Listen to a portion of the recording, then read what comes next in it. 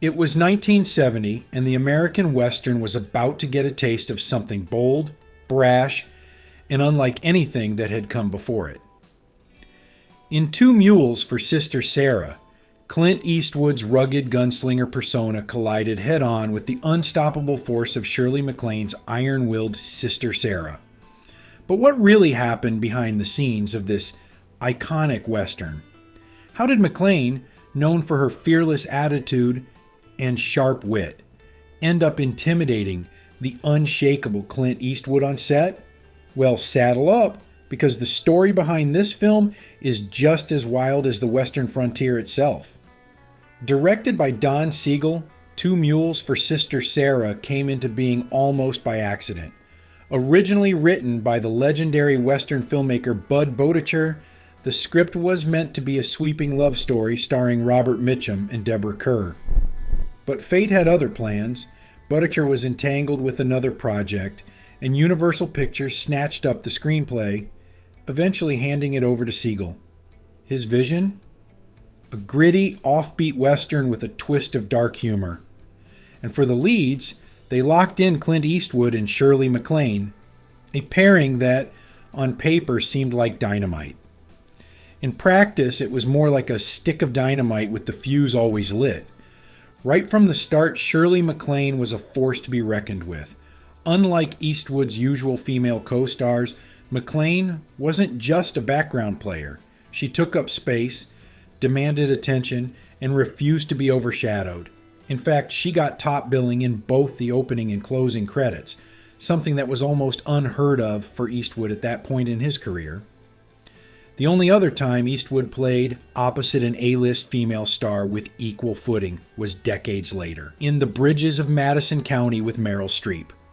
But here, in the dust-choked deserts of Mexico, Shirley MacLaine wasn't just his equal. She was a force of nature. The film's plot was as unconventional as its leads. Eastwood played Hogan, a cynical mercenary with a knack for violence, and MacLaine was Sister Sara, a nun with secrets of her own.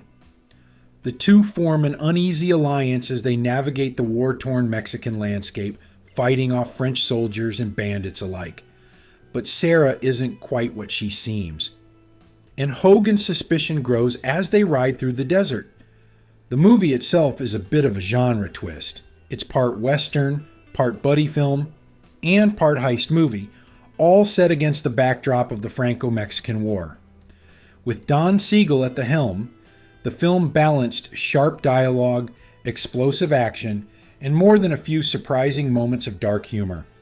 Filming took place entirely in Mexico, a decision driven largely by cost and authenticity. Mexican extras were used in droves, adding a layer of realism to the battle scenes and dusty villages. But the shoot wasn't without its challenges. MacLaine, fair-skinned and not exactly accustomed to the brutal Mexican sun, needed constant protection. A personal assistant was hired solely to carry an umbrella for her, shielding her from the blistering heat during outdoor scenes. Meanwhile, Eastwood was getting his hands dirty, quite literally. In one scene, he was forced to kill a rattlesnake that the local authorities didn't want released back into the wild. Eastwood, famously opposed to harming animals, wasn't happy about it, but did it out of necessity. And then, of course, there were the clashes. MacLaine and Siegel famously did not get along. MacLaine, known for her outspoken nature, clashed with Siegel's more rigid directing style.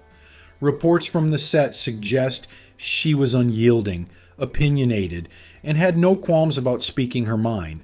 Siegel later commented that she was hard to get any real warmth out of, describing her as unfeminine and possessing too much balls.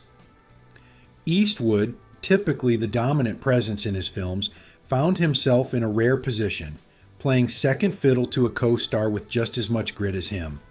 Before we continue, a quick shout out to Perfect Fifth. They've got some incredible old school music inspired graphic tees, like this VU meter design capturing that perfect analog vibe, or this melting vinyl sunset, a minimalist ode to the golden era of vinyl. And this Star Strings and Stripes, a rock and roll twist that's perfect for the Patriots. And for Golden Throwback viewers, they're giving you an exclusive 20% off with the code THROWBACK20. Check out the link in the description. Now, back to the video. Their on-set dynamic was a source of constant tension. While Eastwood is famously stoic, MacLaine's brashness often threw him off balance. Some say she intimidated him, not in a physical sense, but in a way that forced him to reconsider his usual approach. Eastwood himself never admitted to it, but crew members recall a distinct shift in his demeanor whenever MacLaine was around. Don Siegel, ever the Eastwood loyalist, kept his distance from MacLaine, reinforcing the invisible line that divided the set. Despite, or perhaps because of, the tension, the chemistry between MacLaine and Eastwood on screen was undeniable. Their banter felt sharp and unscripted, their disagreements real, and their partnership unpredictable. MacLaine's portrayal of Sister Sara was layered with irony and wit. She was a nun who drank whiskey, smoked cigars, and cursed like a sailor. Eastwood's Hogan, meanwhile, was his typical stoic self, but with a bit more vulnerability than audiences were used to seeing. The film's unexpected success can largely be attributed to that dynamic, a kind of raw, unpolished energy that crackled in every scene.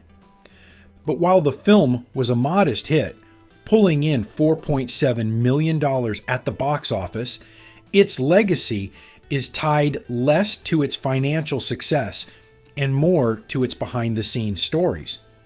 MacLaine's domineering presence, Siegel's frustrations, and Eastwood's struggle to keep up with his co-star have become Hollywood legend.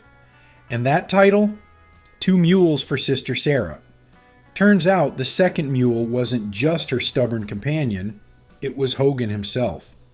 MacLaine's Sister Sara calls him Mr. Mule more than once, a not-so-subtle jab at his own stubbornness.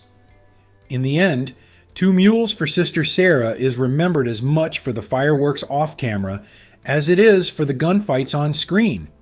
Shirley MacLaine didn't just share the screen with Clint Eastwood, she owned it. And maybe, just maybe, she intimidated him along the way. Now it's time to hear from you. Do you think Shirley MacLaine's boldness actually intimidated Clint Eastwood, or was it just a clash of strong personalities? Drop your thoughts in the comments below, and don't forget to like and subscribe for more behind-the-scenes Hollywood tales.